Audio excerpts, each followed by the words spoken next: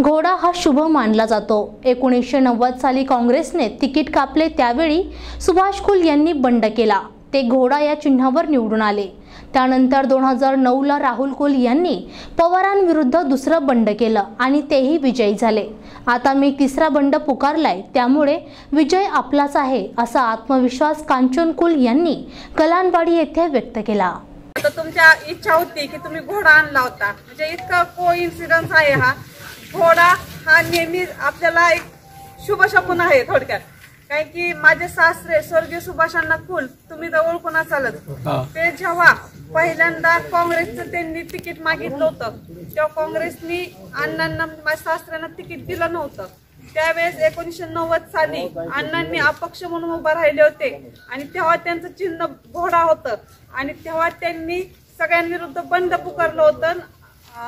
हे अपक्ष म्हणून उभा राहिले होते आणि तेव्हा ते प्रचंड मताधिक्यांनी निवडून आले होते। त्यामुळे घोडा चिन्ह नेहमीच आम्हाला यशदायी आहे। आणि त्यावेळेस देखील अण्णांनी काँग्रेस विरुद्ध बंड केलं होतं। त्यानंतर 2009 ला दादांनी देखील पवारांविरुद्ध बंड केलं, राहुल दादांनी, ते निवडून आले आणि आता तिसरं बंड होतंय आपलं। त्यात देखील विजय होणार आहे सर्वांचा मी आता इच्छा होती की घोड्यावर बसावं, पण मी म्हणते आपला रिझल्ट होत्या मग हत्तीवर बसवणार। रिझल्ट होईपर्यंत थोडं शांततेत घ्या।